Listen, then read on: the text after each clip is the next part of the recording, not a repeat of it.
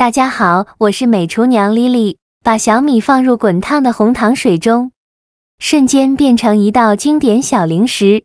第一次见这种做法，香甜酥脆，太好吃了。一起来看看我是怎么做的吧。首先准备200克小米，把它放入大碗中，倒入适量的清水，把小米淘洗一下。我们在淘洗小米的时候，不要用力的去搓洗，那样会破坏掉小米表面的营养成分。用手轻轻地抓洗几遍就可以。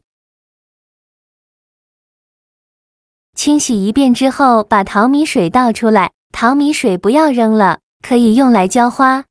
再倒入适量的清水，再把小米清洗一下。淘洗小米的次数不用太多，淘洗2遍就可以。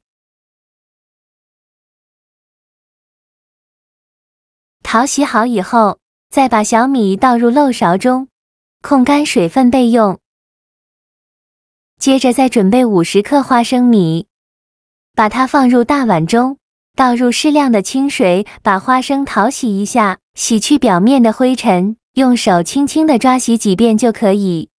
洗净后控水捞出，放入盘中，先放一旁备用。接着再准备20克红枣，加入10克葡萄干，淋少许清水，把红枣和葡萄干打湿，再加1勺食盐，加1勺食用小苏打，用手抓拌均匀，让每一个红枣和葡萄干都能裹上一层小苏打。因为红枣和葡萄干表面都有一层褶皱，里面是藏污纳垢的好地方，直接用清水洗很难清洗干净。这里加小苏打呢，小苏打属于碱性物质，有很强的去污能力，能把红枣和葡萄干褶皱里面的杂质和灰尘彻底的清洗干净，抓拌至水变得特别浑浊。再倒入适量的清水，把红枣和葡萄干好好的清洗一下，洗去表面的灰尘。清洗一遍之后控水捞出，再放另外一盆清水中给它多清洗几遍，直到把清洗的水变得清澈为止。洗净后控水捞出，直接放入盘中。再取出一把厨房剪刀，把红枣剪成小块，把枣核去掉。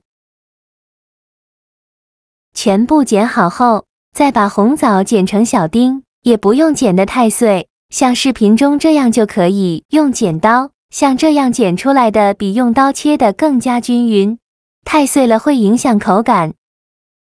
红枣剪好后，再把葡萄干也剪成小段，随便剪2刀就可以。全部剪好后，先放一旁备用。起锅烧热，不用放油，把花生放入锅中。刚开始的时候开大火翻炒，把花生的水分炒干。花生的水分炒干以后，转中小火慢慢翻炒，炒的过程中要不停地翻动，防止炒糊了。全程大概需要翻炒4-5分钟左右，翻炒至花生微微变色，并且能听到噼里啪啦的声音，像这样就可以出锅了。再把它盛出来放入盘中，先放一旁放凉备用。再次把锅烧热，把小米放入锅中。刚开始的时候开大火翻炒，把小米的水分炒干。这里呢一定要勤翻动，防止炒糊了。小米的水分炒干以后，转小火慢慢翻炒，炒的过程中要不停地翻动，防止炒糊了。这一步一定不能偷懒，一定要勤翻动。全程大概需要翻炒10分钟左右，翻炒至小米变成这种金黄色，像这样就可以了。再把它盛出来放入盘中，先放一旁放凉备用。现在我们的花生也放凉了，再把花生皮去掉，用手像这样一搓，花生皮就掉了，非常的简单方便。去皮后再把花生倒入漏勺中，用漏勺过滤一下，把花生皮过滤出去。用漏勺像这样筛一下，花生皮就过滤出去了。过滤好的花生米，把它放入保鲜袋中，把封口处系紧实，然后用擀面杖把花生压碎，也不用压得太碎，有点颗粒感会更好吃。压好后再倒入红枣的盘中，像这样的颗粒感就可以先放一旁备用。锅中倒入80克红糖，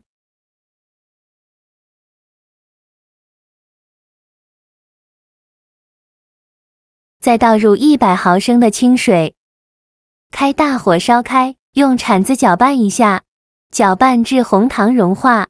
红糖融化后，继续用铲子搅拌，一直搅啊搅啊搅，刚开始会出现这种大泡泡，慢慢的气泡会变得越来越密集，继续用铲子搅拌，最后变成这样密集的小泡泡，并且这个红糖汁变得越来越浓稠，像这样就可以。然后把小米放入锅中，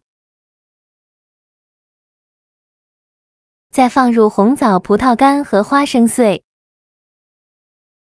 转中小火慢炒，用铲子快速翻炒均匀，让每一粒小米都能裹上一层糖浆。炒的过程中要不停地翻动，防止炒糊了。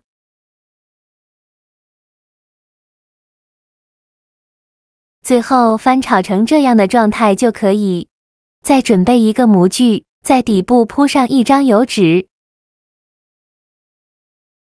然后倒少许食用油，用刷子刷均匀，底部和周围都刷上食用油，防止粘连。刷好油以后，再把炒好的小米倒入模具中，用铲子整理平整。整理好以后，盖上一个保鲜袋，防止粘连，用手按压一下，按压的紧实一些，把表面按压的平整。按压平整后，放一旁放凉备用，给它晾至定型。放置不烫手的时候，把保鲜膜揭开，用手摸一下，表面已经定型凝固了，像这样就可以再给它倒扣脱模。然后给它切成宽条，宽约5到6厘米左右。切好后取一个宽条，再给它切成薄片，薄后要切得均匀一些，宽约1厘米左右。切好之后装入盘中，就可以美美的享用了。像这样非常好吃的红糖小米酥就做好了，一股浓郁的香甜气息扑鼻而来，那是红糖与小米完美融合的味道，醇厚而温暖。